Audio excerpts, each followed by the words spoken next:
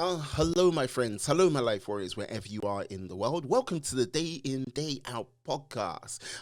This is episode 111. Oh, excuse me. Where I was very privileged to have Jenna Pilgrim on. She is the co-founder and CEO of Streambed. We talked about a number of different things from misconceptions about blockchain, the power of blockchain. We also talked about, some of the places she's traveled around the world as getting the message out about blockchain and what Streambed is doing. And we talked about what her favorite city would be to stay in, visit, or go to. So please sit back, enjoy the podcast, and have a great day. And be cool, everyone. Be cool. Peace.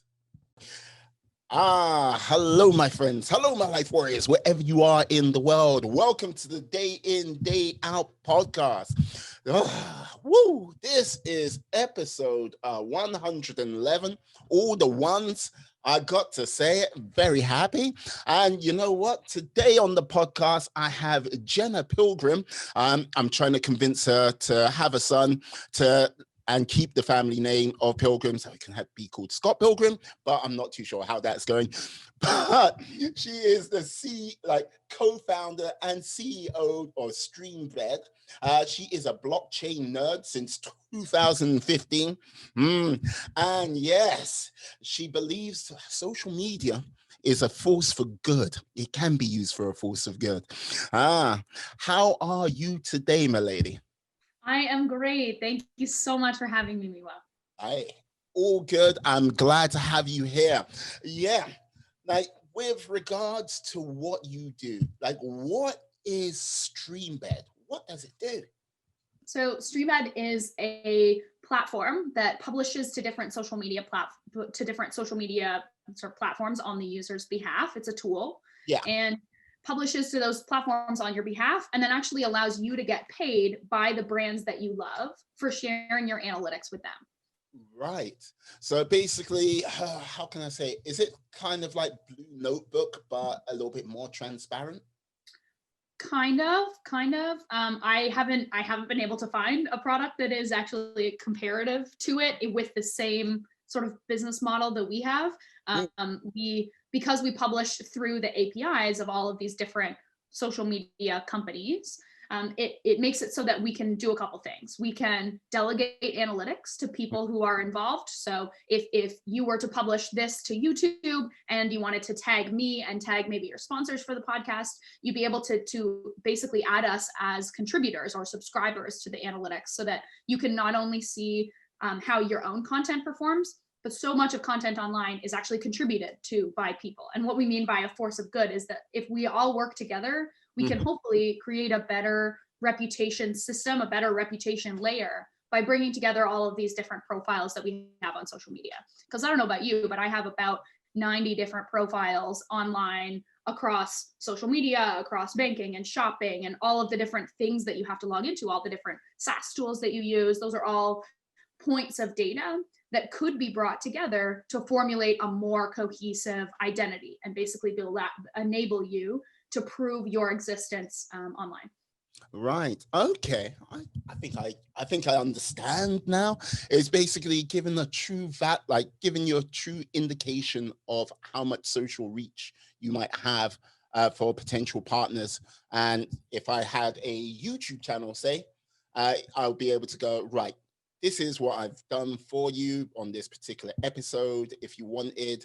And if there was a company which, for example, microphones, say, I was like, yes, I mentioned your product, and you wanted to check how much traffic or reach was being done from it, they'll be able to see it. Yeah. So the key is to enter into what we feel will be the next phase of advertising, because advertising right now is so annoying. It's people forcing ads in front of consumers that they don't want to watch in the first place. But if I actually had a list or had a way of knowing all of the different brands that my friends use for stuff, if I'm looking to get into podcasting, who am I going to ask? I'm going to ask my friends who do podcasts. They're probably not podcast experts, but they know enough and I trust them. And that strengthens the relationship between the two of us if I take their advice. And so that whole idea of being able to bring together these different sort of interactions between consumers and brands and be able to share that across like within our groups of friends or our networks of friends allows us to then better promote products. And realistically, that's information that brands want more than anything. They want direct relationships. They want to find a way to play a role in, we call it allowing brands to sit at the friends table. I see. So what was kind of the creative spark for this? When did this happen? So it happened a lot. It happened over time. Right. Myself and my co-founders, Michael Casey and Joey Fischella, met about 2 years ago now. We met further than that, but we started the company 2 years ago now. We messed around for a year and a half before we actually put pen to paper and started building anything. Well, we put a lot of pens to paper, but we didn't actually write a line of code until about a year ago. And Streambed went through many different iterations. We talked about rights for videos. We talked about, using, because we use the blockchain to prove that people created things. And the only way that someone could get paid for this information is if it's immutable, if it's published in a public environment that everybody can verify, that everyone can sort of see the relationships between any of these different products and between any of these different people. And so that's why the blockchain is really, really necessary. So we're like, okay, we need to find a way to sort of ingrain this immutable concept into social media. How can it apply to social media? And it really came down to, okay, if we want this to apply to social media, we need to give users an incentive to use it. So I'm like, what do brands want? Brands want to connect directly with customers, and they want to be able to measure verified purchasers, or they want to be able to measure how well their ads perform or how well content about them performs. And they always have to get all of that information from a third party, or they have to use influencer marketing, or they have to use, data scraping. And as soon as you start scraping data, it loses all of its legitimacy. So what if we were able to get all of the information directly from the social media companies with the permission of the user, and then tell the brand that they would be able to pay the user directly for this immutable data? Like, how much would a brand pay for data that they knew was immutable and met the requirements that they wanted? And so that's what we're doing now.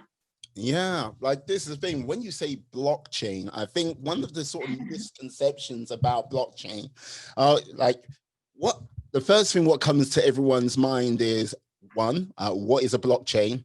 And two, I think I've heard of that. That's that cryptocurrency. Yes, that gamer internet money. Yeah. And then it kind of stops because I only understand blockchain slightly, but I know there is a lot more uses for it than just there are. And this is it's a part of the conversation that we have, because it's crucial to understand at least the basics of what the blockchain is trying to accomplish. But it's not really crucial to understand the encryption of it. It's not crucial to understand all the different algorithms that are used. Just like I don't need to understand the TCP/IP protocol to do a Google search. And the key part about the blockchain here is that it serves as a public space, like almost like a really big town square. So if I walk into a town square in, sort of colonial days, I walk into a town square, there was a guy called a town caller. And that town caller walked into the middle of the square and shouted whatever happened that day. It was like words from the noble people, or it was somebody was born, or somebody died, or some sort of activity that happened that all of the people needed to know about. And the key part about a town caller is that everybody present in the square at that time could verify that the caller made a specific call and that they said something, and that they said that, Jenna had a son and named him Scott. And that is what happened. And everybody who was present in the square at the time can confirm that thing happened. And then the caller keeps a record of the fact that call happened. And then they can see that for anyone else who wants to go look in the book later to see what happened. And they can confirm that with the consensus of all of the people in the square. And the key part about a blockchain is that it uses this group, like sort of mob mentality to confirm that something happened. And that is important for a lot of reasons. For security, it's important for mitigating fraud. It's important for making sure that people do what they're supposed to do, not make decisions in their best interests or twist the facts. We get a lot of spin, we get a lot of, all kinds of other things. And the important part of that is that, okay, so a blockchain is just a public space on the internet. Yeah. And it's, you can broadcast any sort of, there are many thousands of blockchains. We've chosen to use one from 2013. It's called Flow, F-L-O, and it's built on the Open Index protocol. The Open Index protocol publishes to the Flow blockchain. It gets a little bit complicated, but the point of the Open Index protocol is it's specifically designed for metadata. So it's specifically designed to receive information like this and broadcast it to the blockchain. And then everybody in the blockchain community agrees that this information was broadcast from OIP and will be secured on Flow. So it's just a public space on the internet that anyone can go to and anyone can see, but you can only read it if you have the right keys to read it. Yeah, and something like that. I don't like, it's not going to be sort of prone to hacking or disruption on that level. No, because it would actually be more expensive to do that than what you would get out of it. So the point of Bitcoin and why Bitcoin is the most secure blockchain is because everyone talks about the price of Bitcoin. Bitcoin right now just went over $19,000 USD. It'll probably be different when this podcast comes out, I'm sure. Everyone looks at that price and goes, I should have bought some, like, what was I thinking? I've got this electronic currency. Yeah.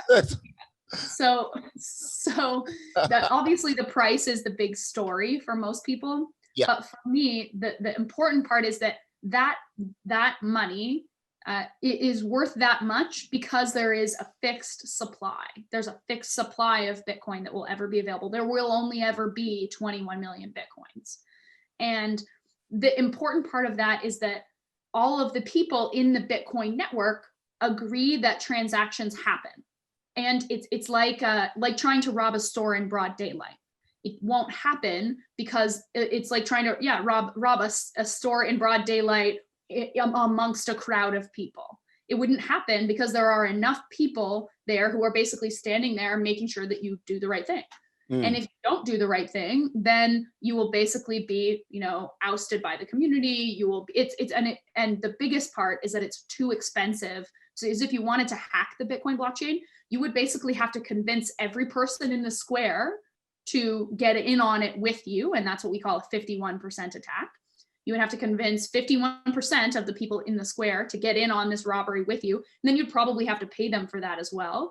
And then the worst case is as soon as the Bitcoin blockchain gets hacked, Bitcoin is now worth nothing. So it's not like stealing $19,000 worth of gold bars, where like gold bars will always be worth $19,000 or will always be worth whatever gold bars are worth. And it's pretty consistent growth. But for Bitcoin, it's only useful if everybody agrees that that is the best system that people want to use. And so that's the important part to know about blockchains and about sort of consensus building, is that it works. It only works if all of us work together. Yes, like I understand that. It's like, it seems it's a very powerful tool because in many respects, it provides sort of complete transparency for like a number of different things. I can imagine if I was a company, I made aircraft parts, right? Because there is, like you mentioned, fraud, and like there's a large counterfeit market with regards to aircraft parts. Oh, I bet, yeah. So like if you had a serial number which you put on each of your parts and it's on the blockchain, people can like go straight to that blockchain and go, is this a correct part from Boeing, say? And they just go, yes, it is, or no, it's not. That serial number is hokum. So it just protects people on that level. Exactly. Yeah. And using it as that verification layer to basically say, this is what happened at this point in time. That timestamp is really important too. And that allows you, especially for content, if you talk about, rights and, being able to relicense content and creating a new system for that is obviously the ultimate end goal, is that everyone gets to take credit and keep credit for the things that they create. But at the same time, is piracy stealing, or is it downstream creativity? You see, like, people take news things and then they turn them into cool little songs, or they remix them or auto-tune them, or that's added creativity, and those are all the things that make the internet cool.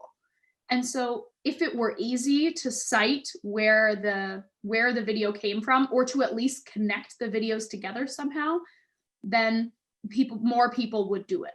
Yeah, because I think people are generally inclined to do the right thing.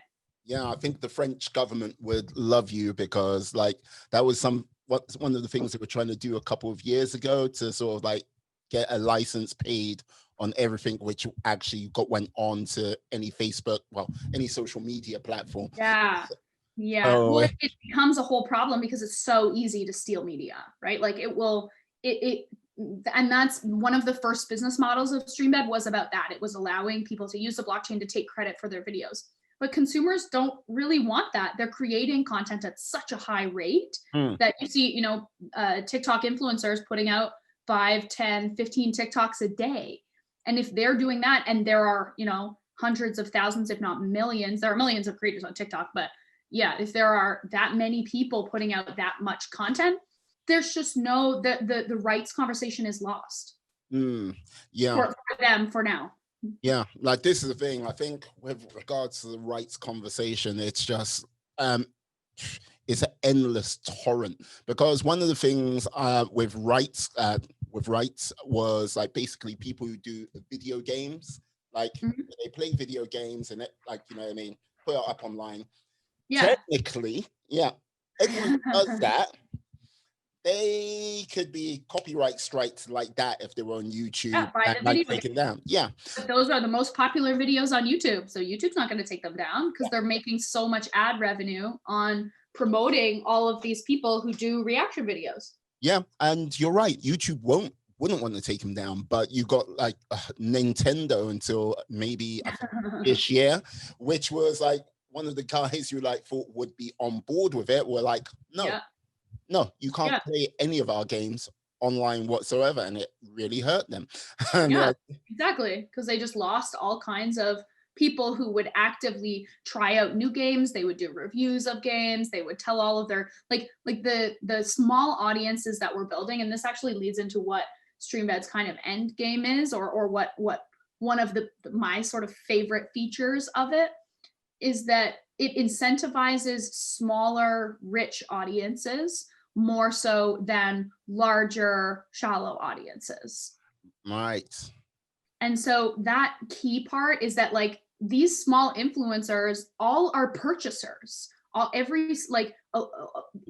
at these micro influencers down to, your standard person, where like I have 1,200 followers on Instagram. And so you take those people and it's like, well, I like these brands, but I bought them. I was not given them for free by the brand. I was not paid by the brand to talk about this thing. I am purely talking about this product because I actually like it.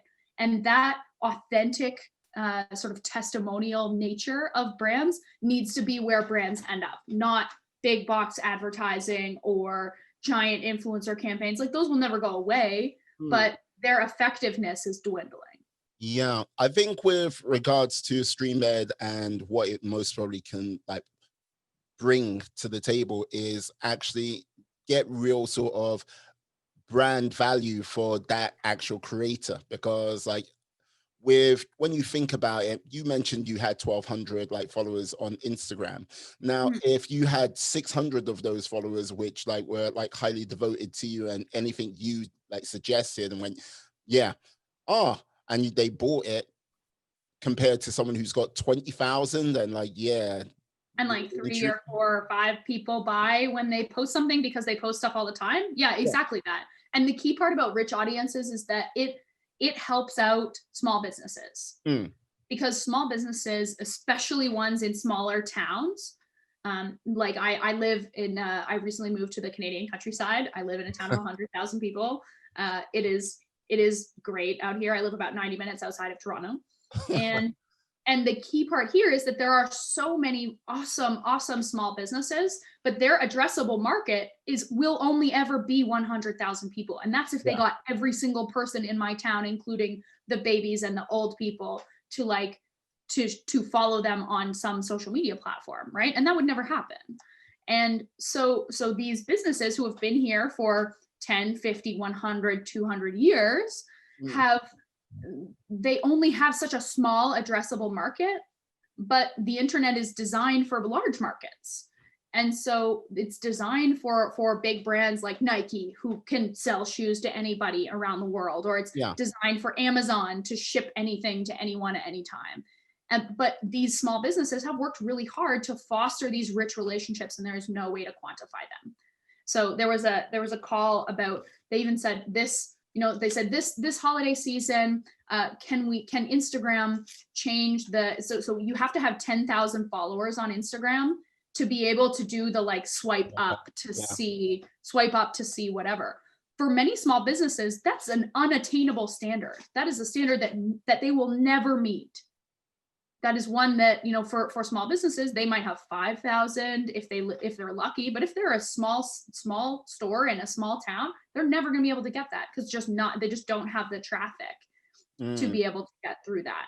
And so being able to sort of release the stranglehold that these social media companies have on especially small businesses allows them to better direct the advertising or marketing dollars that they want to do to the people who actually engage with their content.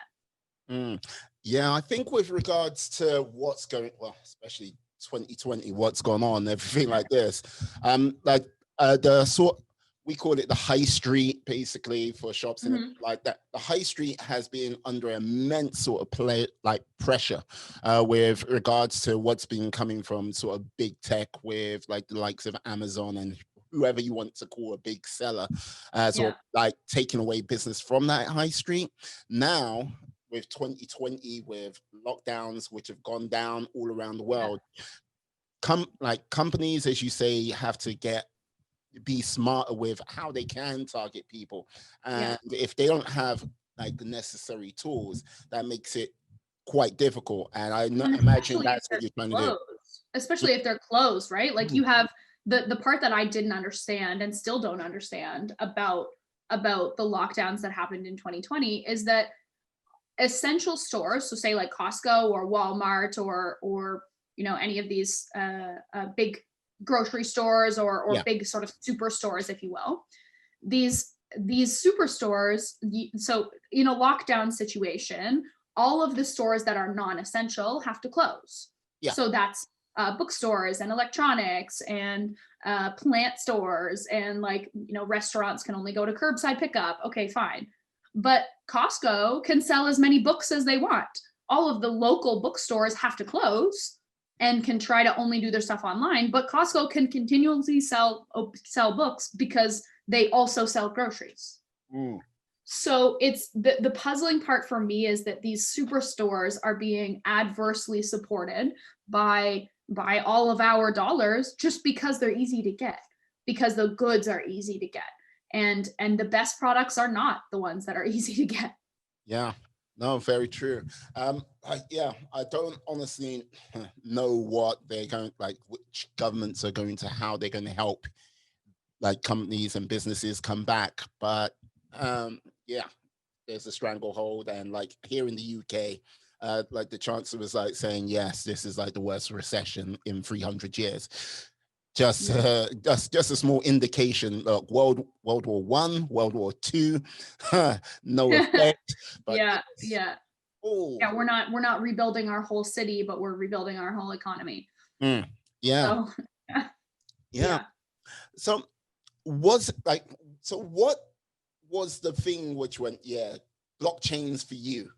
Because 2015, so I'm in an interesting position where I'm actually a blockchain native. So that means that I've only ever had a career in blockchain. I'm 26. I got into blockchain when I was 20 and broke and in school. I was in my 4th year of my finance degree. I heard the chancellor of my university, Don Tapscott, who wrote Blockchain Revolution, the popular book on the blockchain. It was the first bestseller on blockchain. He was writing Blockchain Revolution at the time, and he gave a speech and he used the word Bitcoin and started talking about this global distributed ledger in his speech. And I was like, I know what Bitcoin is for a very different reason, but we get into that another time. I already knew what Bitcoin was, and I was like, I know what that is. I have to work for this guy. And I was in my 4th year of my degree, and I was like, I need to talk to him. And so I happened to be working for the university at the time. And I, showed up at work at 7 o'clock in the morning on a day that I knew he was going to be there. And we had coffee at 7 o'clock in the morning while I tried not to fall asleep. And I guess the rest is history. I became his publicist for Blockchain Revolution. I worked on some PR and marketing for it, did a big book tour. We came to London actually. There was I planned a book tour in 11, or it was an 11 city tour, and I hadn't been to 9 of the cities. So it was a whirlwind. And then I still graduated on time because I basically didn't go to my whole last semester of school. And then the rest is history. We, Don and his son Alex founded the Blockchain Research Institute after that, which was a big multi-million-dollar study. We raised $5 million in public and private memberships from big companies and governments around the world to explore basically these 70 projects of what the blockchain would mean for every single industry, financial services, governance, government, all kinds of things. And media and big data was the biggest gap in the research. And I was like, and that's how I met my co-founder as well. He was a researcher at the Research Institute. Yep. Wow. This is wow. No, because this is the thing. You are a very unique little unicorn right there, because this is the thing. Okay, now you find or have the opportunity to have a conversation with someone the thing what I can think of just off the top of my head. Basically, I was just there when the internet became a thing. I was there on the first wave. You don't meet those people because they've already got private islands and everything like this, jets, whatever. Yeah. But how was that feeling to go into a new realm of technology? Well, so it doesn't really feel like that when you're in it. It feels like you're kind of that crazy person at the back of the room where you're this weird little club who no one wants to hang out with, but everyone thinks is kind of interesting. They want to know just enough. It's I want to know, but please stay over there.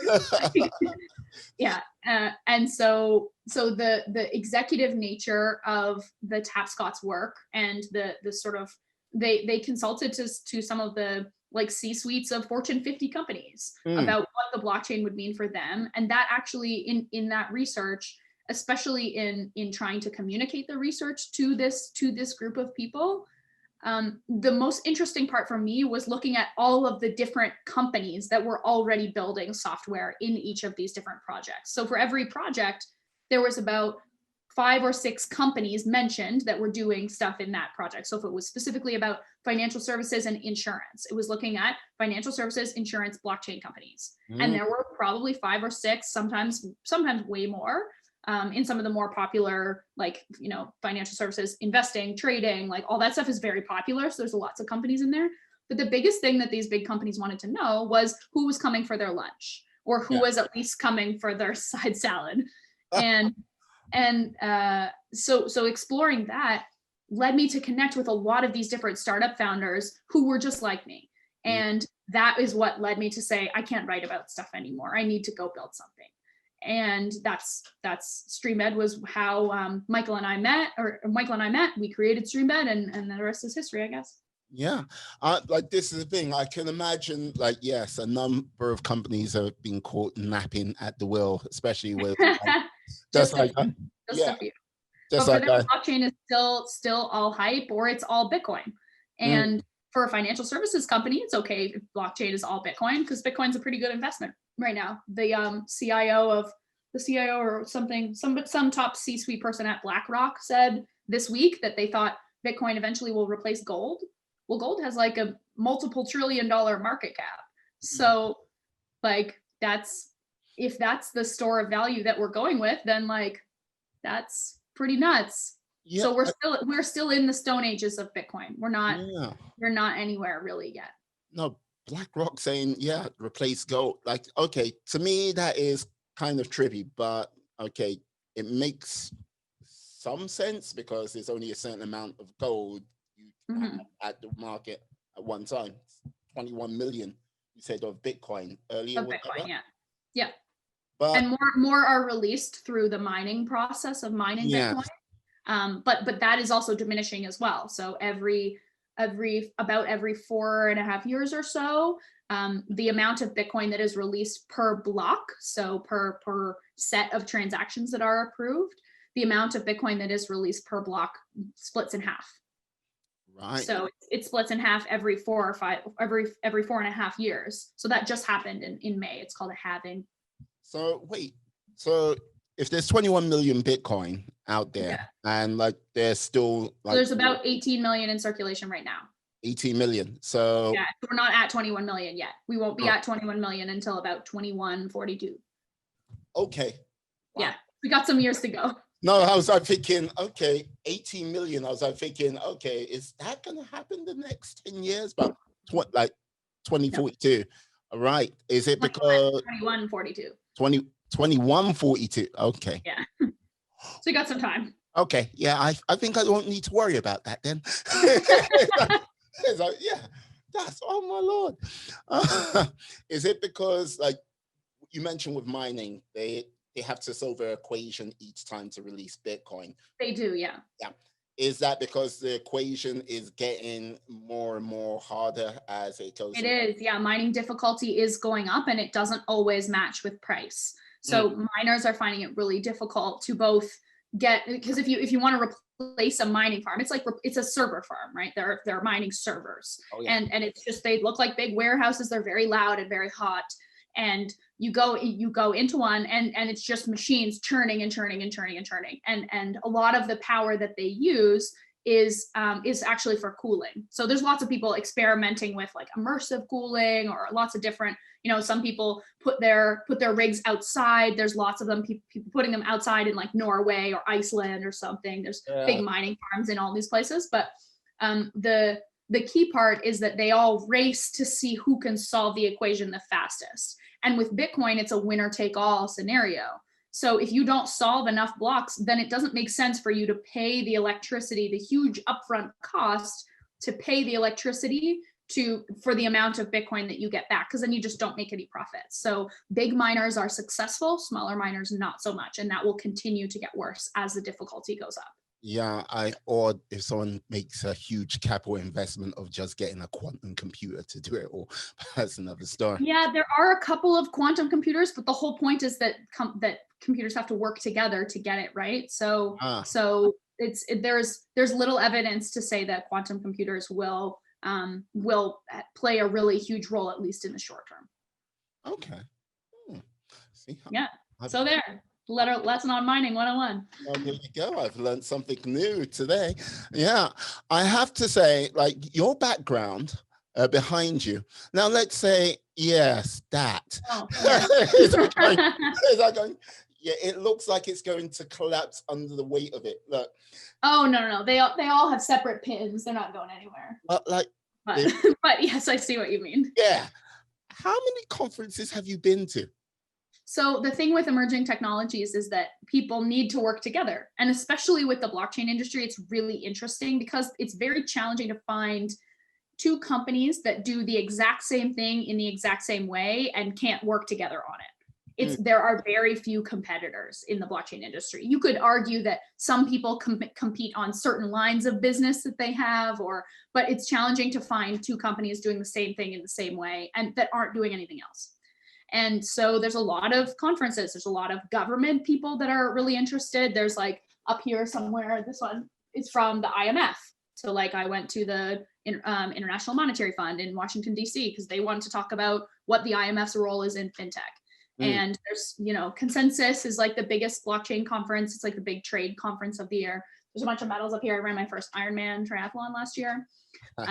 So that's what those are up there as well. But the biggest, it's just, people connecting with other people. And it's very cool because a lot of these tech people, they're some of them are hardcore libertarians. Some of them are, it's a wacky cast of characters who are involved in this like weird decentralized world. But all of them agree that if say we're at the bottom of a mountain, they all agree that if we're pushing a boulder up the hill, that the boulder needs to get to the top of the hill. Some people may like chip off a piece of the boulder, like that's like your traders and your financial services, like leeches.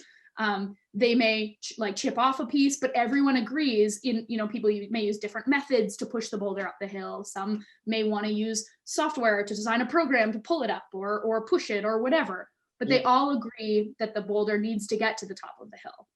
And that's the boulder of decentralization, security, and self-sovereign identity. And all of those things might not happen in exactly the same way or exactly the way that the sort of group happens, but the group intends. Yeah. But they will all happen in some collaborative way, and it will involve everyone. And everyone needs to understand what their role is and how they can sort of raise their voice and talk about it. So it's very cool. No, it sounds cool. It sounds cool with all of the like meeting all of these people and like having all of this contact. Now, from when you like, hey, blockchain's my thing, and up until now, what would you say has been the things which have either fascinated you or surprised you, or you're like going just completely weird? Would you say? I think it's always surprising to me what the market decides that they want to buy or invest in. There are the new business models that have been created through different blockchain companies. Many have failed, but something like the ICO boom, there's people out there raising 60 million, 100 million, 150 million dollars on a white paper, two guys in a basement and a dream. Like that's and people invest in that. We can argue about whether it's legal or not, but the point is that, and now we're into this thing called DeFi. DeFi is the ability to basically stake cryptocurrency in exchange for some portion of interest for providing liquidity to these pools, because there's limited supplies, right? So if there's limited supply of it, you can't just hold it and do nothing with it. Otherwise there wouldn't be any. There would be no circulation, there'd be no volume, and it would have no use. There's no market at all. Yeah, exactly. So there's, they call them all kinds of funny things. So like you can mine yams, or you can mine sushi, or you can farm sushi, or you can farm yams, or you can farm, that's called yield farming, where you put up a certain amount and then you get a certain amount back in interest. And that is a very interesting space, because it's created all of these new business models that allow people to participate in an ecosystem and earn from it, basically contributing to the greater good, and then or the greater good of the system. And that's a very new concept for anyone in financial services, because financial services is historically like leech off everything that you can, and everybody, it's winner take all. Everybody pushes to get all the things that they want.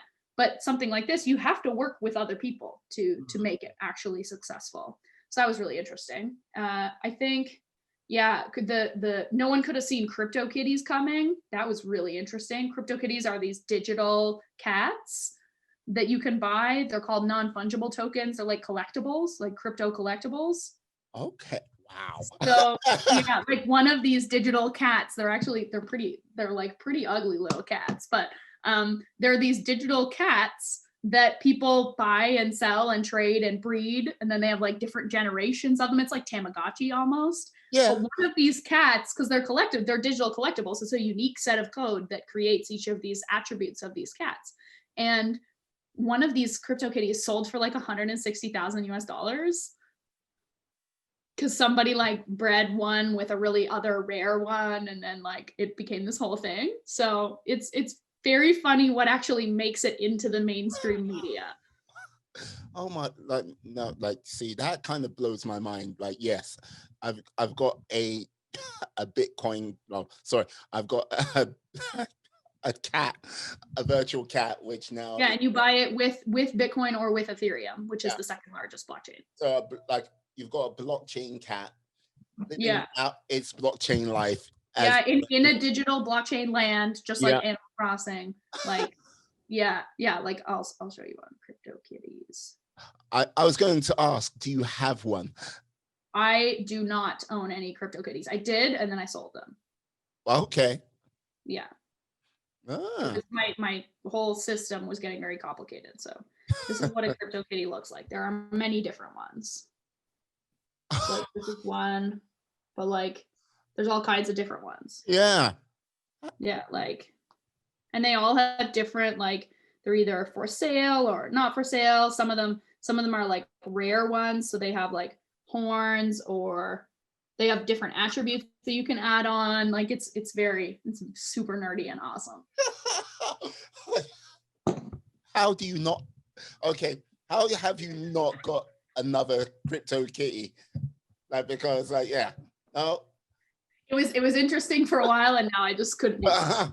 We're getting kind of a little bit obsessed. I must feed the crypto. No, I was not. You don't have to like keep the CryptoKitty alive. I have too many flashbacks to like my childhood when I had a Tamagotchi and it died. Like, so yeah. Can't be I struggle to keep my own plants alive. I definitely can't keep a digital cat alive. I can just see it now. Tamagotchi flashbacks. No. No, not this again. It digs up lots of like old trauma. 30 days. Mother, how could you let it happen to me again? It's exactly. Exactly. On the internet. No. No, Mr. Smigglesworth, I'll revenge you. I shouldn't. So may I ask, like, with regards to like Bitcoin and stuff like this, you made a quick mention of, yes, did you trade Bitcoin in the past, or did you buy Bitcoin, or did you have an onion router and you were on the dark web trading that? Did I have a what? Onion router and you were on the dark web? No, I was not on the dark web. I bought my first Bitcoins from a sketchy guy in a cafe in Toronto because I wanted to make a purchase in Bitcoin. And then I paid 25 Bitcoin for a pair of Louboutins. Ah. Yeah, wow. Like the shoes, like the red bottom French shoes. Yes, that is how I got into Bitcoin in the first place. So yeah, 25 Bitcoin times $20,000 per. Yeah, it's a lot. Yeah. So that was my first purchase, and then after that, you buy. I bought all the way up to $20,000 last time. Bought all the way down. It got down to like 3,000 or 4,000 in March of this year. So I bought a bunch more then. Like I've been buying this whole time. Yeah, okay. It's always a good time to buy. There are definitely better times or worse times, but no time is a bad time. Well, yes. Well, put it this way. The way I think the economy. And that is not investment advice. I do not. No. I would simply say the way the economies of the globe are going to be going for the next few months. Yeah, you know what? Maybe a digital currency might be a good idea. Well, so that's the thing, right? And that's what I think has powered this recent Bitcoin bull run is that like powered it from, we were at $10,000 a month ago and now we're at 20. Yeah. So to USD. And what has powered that is and there's an election in the US, and there was now the person who was the former head of the Fed, Janet Yellen, has now been nominated as Treasury Secretary in Joe Biden's cabinet. The point is that she is a fan of allowing inflation to help the economy recover. So if there's inflation, what then happens is there's a devaluation of the dollar. Yeah. And if there's a devaluation of the dollar, that's in the wake of like the Fed printing $6 trillion, which they did. It's the most money they've ever printed, like in any response to any economic crisis. So what happens when you increase the supply of US dollars? Inflation happens. And the things the tools that were put in place around the financial crisis and quantitative easing and interest rates are already at an all-time low, and quantitative easing isn't working. So what do? They just print more money. So there's got to be some sort of end there. Like you can't just continually print money and expect that inflation is not going to catch up. So what a lot of companies are doing, we've seen Square do this, we've seen MicroStrategy, which is a big investment firm. And there's another one that is, they haven't told us who it is yet, but some public company on the London Stock Exchange is putting a significant amount of their holdings into Bitcoin just to hedge against inflation. And so people are putting it in, they know it's a store of value. And so they're buying it by the millions, tens of millions. So it's used to protect people's treasury. Yeah, like this is the thing I got to say, like it's one of those things with the way sort of governments have been sort of spending at this present time against the fight of the big virus. Like it has been kind of crazy, as I mentioned, 300 years for the UK going into like deepest recession, 6 trillion you mentioned with the US Fed. I don't know what it's going. I don't know what Canada is doing, but I imagine they're in pretty much in the same place as well. It must be a point of sort of some frustration or concern more so to like look at this all going down and going, okay. Well, and the question is, okay, so if we just keep borrowing money or keep printing more money, Canada went more of the borrowing route, if we just keep doing that, somebody has to pay it back sometime. Oh yeah. Like you can't just pull debt, and you can't just write off debt, because that's way worse. Like you can't, it doesn't, I mean, we could get into that kind of like debt conversation, but you can't, like there's, talk of the IMF just like forgiving some third world countries' debt, but like that will crush their currency, because then and what does that teach the people? That teaches the people that they can continue to borrow because their government will always support them. And that is not positive financial behavior at all. No, like this is the thing. It sort of stems, like, I think I have an idea, like I sort of have more of a realistic idea of how that sort of debt sort of sits there and sits there and sits there. Because I remember I think it was 2005, Great Britain just finished paying the United States its was it Second World War or First World War? It might have been like the combination of second. Yeah, they just finished paying off that debt, and you're like going, okay, that was a good 70 years. What? And now it's not us, but it's the next generation, the next generation, and the next generation after that. Going to be saddled with this burden to like try to face paying it off, and I don't know what. But if you owe other countries money, then, or even if you owe your own, if you have a national debt, you still are incurring interest on all of that money that then is a burden to the next the next population of people. So it gets ever more complicated. But to the general public, it's like, well, the government needs to support its people. I'm like, well, the government's spending isn't increasing at the same rate as the population. And so population growth for all kinds of reasons is a big problem. Well, yes, it doesn't look like it's slowing down anytime soon, but no, it's not. Yes, no. I can't remember which guy said it. It should sort of level out at 10 billion people. Like, we'll see. Once we run out of usable land, we'll see. Put it this way, don't worry. Like, I almost would be in your little town in Canada. No, I'm like, I'll just hide out here. You guys do your thing. Yeah. No. There's a TV show called The Expanse, and like it kind of like set up. Do you know it? I've seen a couple episodes. Yeah, it's like set sort of 200 years in the future.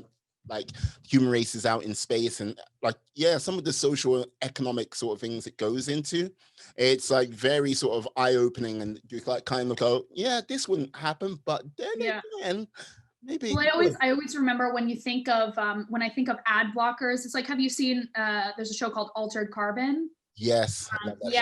So in the first episode, the guy basically gets like unfrozen or whatever, starts walking around in this world, and someone goes, oh, here, and he's like super confused because there's like all of these flashing lights everywhere. Like every single street looks like the Las Vegas Strip. And so he's like super confused. And then somebody hands him a pair of glasses, like, oh, sorry, you forgot your ad blocker glasses. And so he puts them on, and then suddenly the street looks normal again.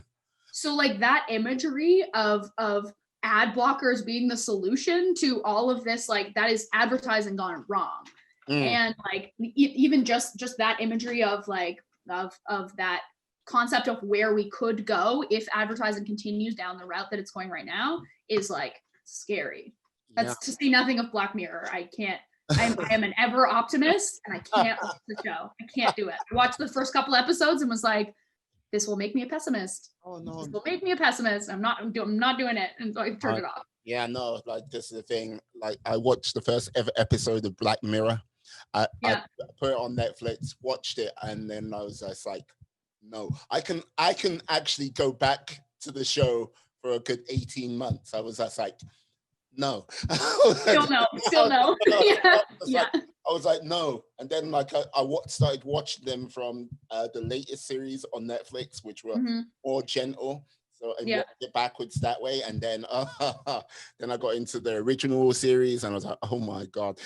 Like all I got to say is metadata and bees, and yeah, that's all I've got to say. No. Yeah, no, I'm good. I'm good. I'm pretty happy in my optimistic world. I would like to think that humans are better than that, and I want to keep thinking that, because that's the only thing that like that's especially when you work in tech, hope is the only thing you have. It's like it's the only thing that helps sort of get you through the day, to say we are building something that we feel is going to be better for a lot of people. And if you lose that, there's no point in being here. I should just go work for a soul-sucking corporation. No, don't do that. No, no, I'm not going to do that. I'm not going to do that. Yeah, no. What to also say is, don't, like, have you seen a film called The Social Dilemma? I have, yes. It did not really tell me anything I didn't already know. Yeah. It's very, yeah. You're just like going, yeah, come on now. Tell me something new. No, yeah. But I think it's one of those things which was an eye-opener for quite a lot of other people, where like, oh, our data's like, oh, and our data's like, oh. Selling it in big batches to foreign governments, yes. Yeah. Okay, I'm now tuning into my optimistic side. I got to say, you see something like that and you resolve to create something better. And that's all you can do. Yeah, indeed. You mentioned you like had a book tour like earlier in the conversation. What was your book about? Not my book, not my book. So I was the publicist for Blockchain Revolution, Don and Alex Tapscott. Right. Book. But I am currently writing my memoirs.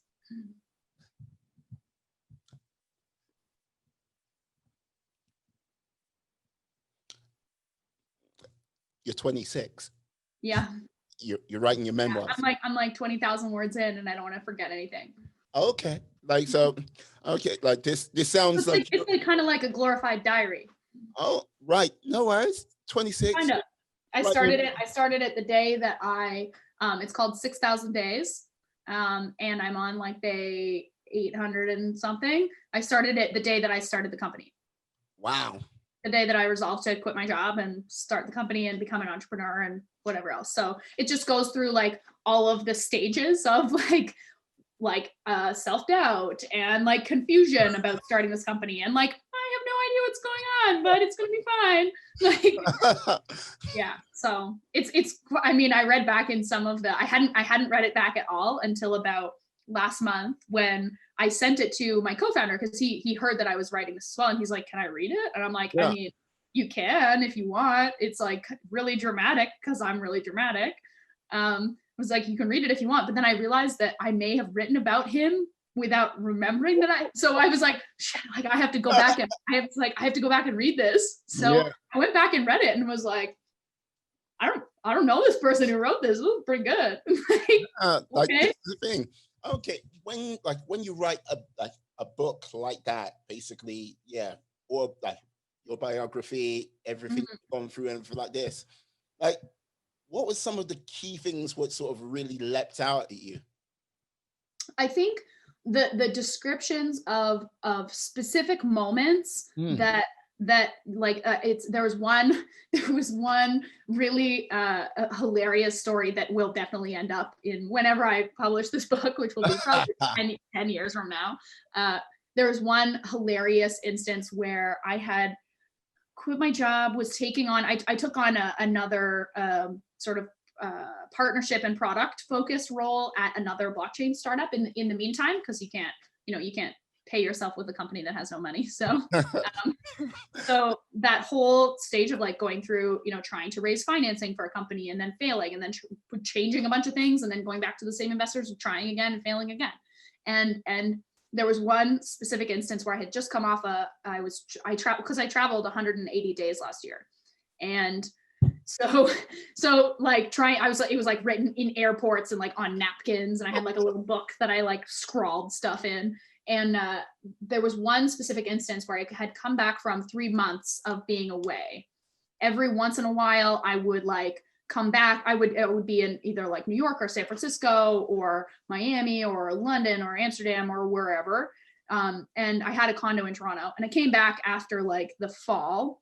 And it's not a super long story. It's way more like dramatic and funny in the book, but the point is I came back after 3 months away, and I had had a balcony in my condo, and it had this beautiful like sectional sofa, and I had a cool floor, and I was like super proud of it. There were like plants outside, and I walk out onto this balcony, and I'm just hit by this like pungent smell, and I'm like, what is that?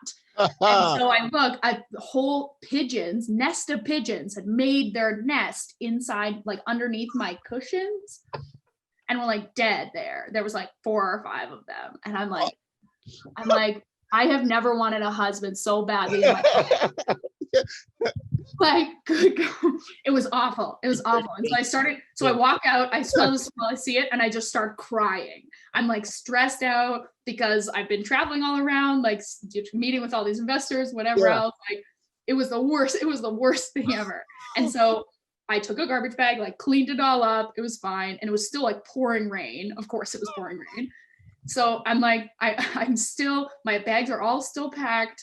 And like, I'm still wearing all of my airport clothes. I make myself a cup of tea, grab a blanket, and then just go sit outside and look out at that, like holding my tea, look outside at the rain, and just like sit there and say nothing.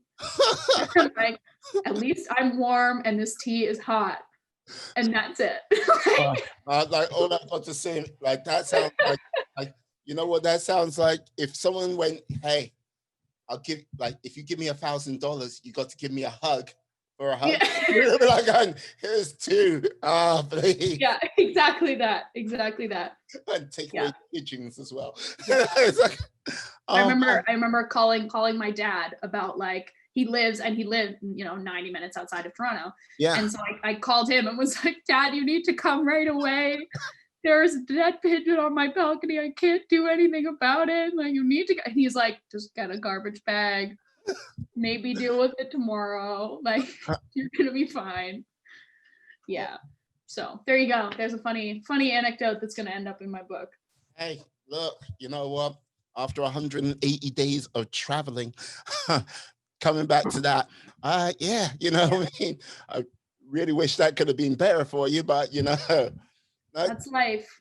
Even when you're, I think that's like biggest thing is like, even when you're away, the world keeps turning. Absolutely. The pigeons keep dying. Yeah, well, like this is the thing, like with right now, like at least you can say you've had some time to like chill out and relax this year at home. Right? I desperately miss traveling. I do. Yeah, it's, moving out into the country was good, but it's good for like, because I thought that I would still have a very similar travel schedule where it was the same distance to the airport from my home in Peterborough as it is from my home in Toronto. It still takes me an hour and a half to get to the airport, even if I live downtown Toronto. So that was the point of living in the city. It was living close to the airport. And it's the same because the airport's at the top of the city. So it's easy to just like, they're the same. And so the point of moving out here was like, okay, this will be my like calm home base while like in the middle of, while I'm traveling and staying home I moved into this house in January.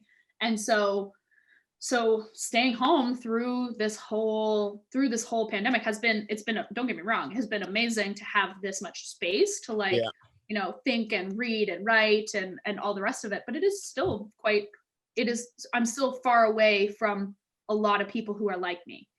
And Zoom and everything is really helpful for that. The only thing that's sort of good, not only thing that's good, but the shining light kind of is that everybody is stuck at home. Yeah. Is that everybody is inside, that everybody is not traveling. If I was here and was unable to travel to all of the things that I did last year and the year before that, and the year before, it's been like 6 years of traveling. So like, this is the longest I've stayed in one place in years, 6 years. So yeah, so it's very different. And I hope that we go back to it sometime soon. Yeah. Because this is not sustainable. Because no one can force you to get out of bed in the morning and work all day until, that's the reason I spend so much time in New York, is that every single person on the subway or on the sidewalk is sprinting as fast as they can towards what they're trying to accomplish. And you can't say the same about small town Canada.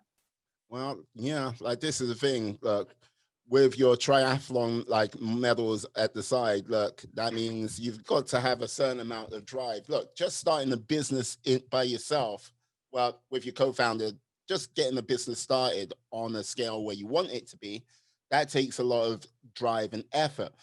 Doing a triathlon takes like many people go, you're insane, you're crazy, you're mad. But it keeps me sane. It's the only time my brain can get some peace. Yeah, I can imagine. Like this is the thing. Like when I go running, I find it kind of very meditative. Like it is sort of like get that clear the things through your mind. Yeah, so just I call it kilometer 12 is when your brain can't think in straight lines anymore. I think in straight lines all day long. Right. And when you're exercising, your thoughts kind of flash and blip instead of thinking in straight lines. You don't really follow thoughts all the way to the end. After kilometer 12 is when I'm tired enough that it's just like la la la la. Anything after that is just like just like la la la la la la la la. Yeah, nothing can bother me, nothing can find me. Like great. It's like people running past you like it's kilometer 12. It's all good. Like, exactly. How many like triathlons have you done? So I've done 3 Olympic triathlons, and I've done 1 Ironman or half Ironman. Sorry, they call it as Ironman 70.3, and then I've done 3 sprint triathlons, so 7 total. Wow. Hey, John. So like, what made Ironman was the best. It was. I mean, I did it very slowly because I was coming off of like 3 weeks of traveling on 4 time zones, and like it was bad. But I still crossed the finish line, and that was the goal. So what does Ironman entail? Do you think in kilometers or miles? I think in both, because I've trained myself. Okay, great. So an Ironman 70.3 is a 1.5 kilometer swim, so like a 1 mile swim. And then a 90K bike ride. Okay. 90 kilometers. And then a half marathon, so 21.1 kilometers. So okay. Look. Olympic length triathlons they usually take about 3 hours, less than 3 hours. And their Olympic triathlon is a 1K swim or 1.2 kilometer swim, and then a 40K bike, and then a 10K run.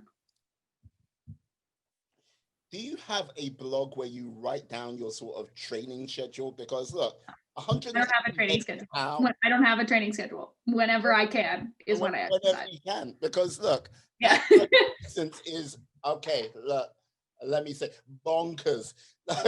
And I trying to get trained for that. I mean, kind of. I'm mostly just drastically undertrained. Okay, it's just like crawling across. I'm mostly just a sucker for pain and suffering. Oh, well, hey, I think that is the plight of most entrepreneurs. It is. It definitely is. Yeah. I think that's another thing people misconceive. It's like, oh yeah, I'm gonna start my own business. I'm gonna have no, don't. The world. No. Yeah, it's like Anyone who's like, I want to be an entrepreneur, I'm like, are you ready for everything to suck all the time? Hey, welcome to the playground. It's like, what? Yeah. It's like I love TikTok, and there's a TikTok sound that's like, my life as an entrepreneur. And it's like the song, like Bad Day. And it's like, you had a bad day, but then it puts it on loop. And so it's like, you had a bad day, you had a bad day. And it's just like pictures of the entrepreneur crying day after day after day after day. Just like, it's like, nah. You're just like, you're like, I'm connecting with you, TikTok. Yes. So I imagine you have a TikTok account as well. I do. My TikToks suck, but yes, I do have a TikTok account. Why do they suck? Please. I don't know. They're just not funny. Because I'm pretty funny in real life, but I can't be funny in 1 minute. I need to build my comedy bit by bit. Yeah, I do. Among all of the other things I'm trying to build. Yeah, I will definitely try to build that as well. Like, talking of things you're trying to build, what do you sort of see 2020, like 2020, not 2021, like 2022, 2023 being like for you? So Streambed is the biggest thing that I want. I want Streambed to become a new standard, or at least participate in the conversation around what reputation could look like on social media. We are not looking to be sold. That's not the goal. The goal is to build something that actually matters for real people and helps empower small businesses to connect with people, to connect with the people that they already have relationships with. Beyond that, I do have aspirations for public office. That's something that has always been interesting to me. Peterborough, my town, has a rich political history, and that's something I'm interested in, but I got to build something cool first. So. Right. And when you say aspirations for public office, are we talking about high office? Like federal representation office, like as an MP or something like that. That would be elected federal office. That is the goal. Super. Or that is something I am considering doing. Okay. Yeah, very interesting. Yeah. So we'll see. So, okay. So do you see yourself doing that in the next 5 years, 10 years, or? Probably 10, not 5. Okay. 5. Yeah, there's lots of cool things I want to do first. And once you get into that political box, you can't really get out of it very well. Right, I see. I know with sort of conference traveling, you're doing rock star traveling, and when you do rock star traveling, this is how I equate it. Like, I used to travel around a lot myself. Okay, you get to an airport, you either go to your meeting, you go to the hotel, next day to the meeting, and then you're either quite lucky enough to either have a night in that place, then you're back out again onto an aircraft back home, or doing stuff. Yeah. But you're working. The most cities I've done in 1 week is 5. Ooh, same country? Yeah. Okay. Yeah, they're all American cities. Oh wait, same time zone? No. Oh. No, there was one where I was in New York. No, I was in Las Vegas, and I flew from Las Vegas to Seattle, and then took the red eye from Seattle to Boston, and then Boston to New York, and then New York to DC, and then I went home. Ooh. So actually 6 if you include Toronto, but I don't really include Toronto. No. Wow, that is some epic bit of travel. That was a lot. Yeah. But I like red eye. I like red eye flights. I just sleep through them. Okay. I can sleep in any moving vehicle. That's the biggest thing that I've the biggest skill that I can hang my hat on is that anytime I'm in a movie, that's why I don't drive very often. I drive now, obviously, but 5 minutes into a car ride, I'm like, bam, done. Yeah, you know what? I would say I envy that skill, but I have my own little degree and mastery of that skill. Yeah. I could be sitting on a sharp rock to my back.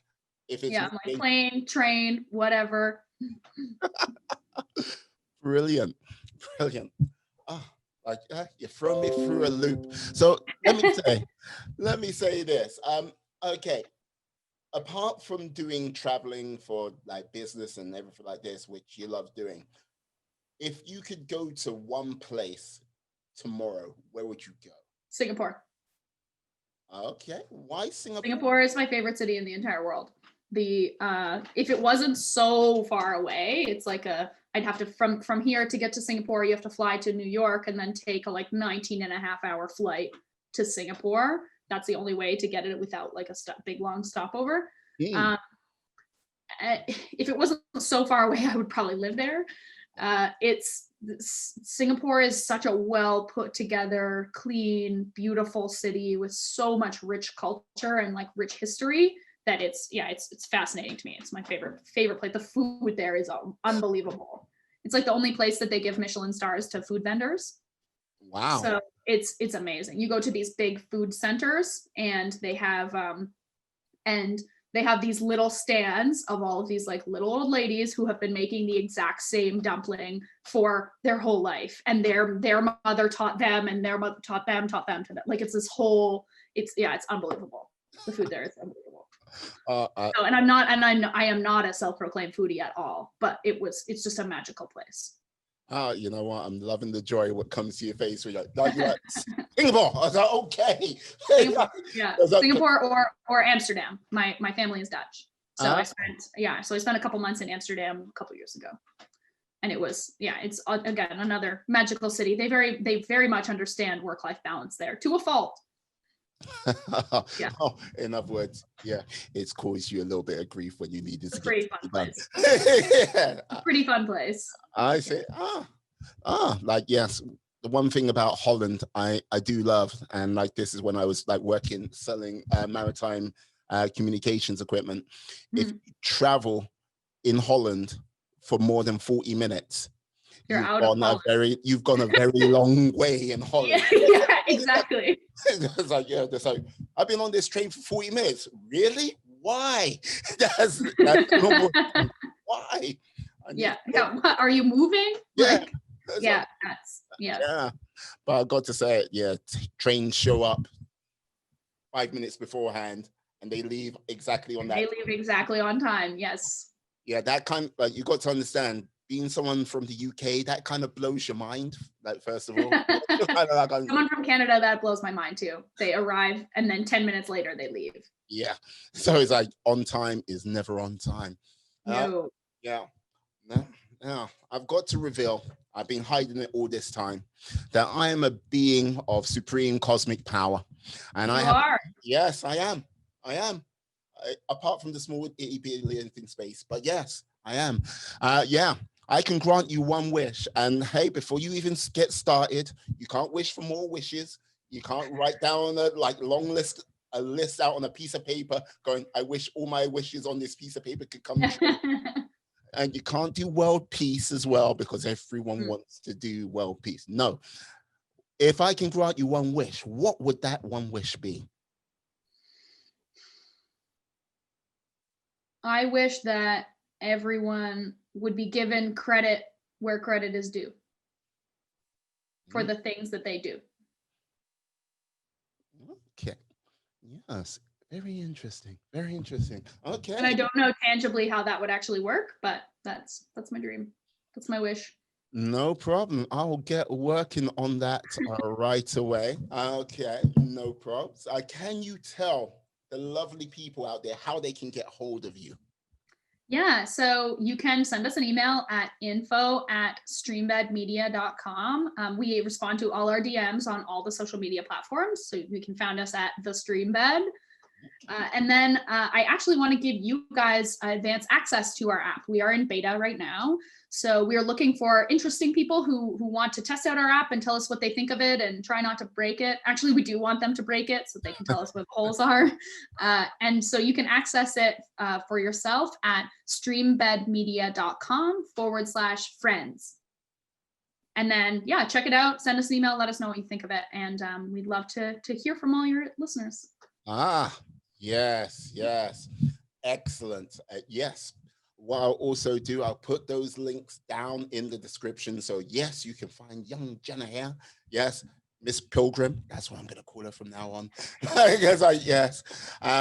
So yeah, I'd like to say, hey, Jenna, thank you for coming on today. You have been exceptional. I feel I've learned a lot. I'm sure other people have learned a lot as well. We'll learn a lot from this when it comes out. But yeah, thank you for coming on today. Awesome. Thank you so much for having me. This was so much fun. No worries at all. I'd like to say thank you to you out there, my friends, my life warriors, for listening to the show to this point. Please stay safe, stay well, be awesome, be excellent, be fantastic, be all the positive bees you can be in this world and then some. Have a great day, guys. Yeah, peace. And whoops, we are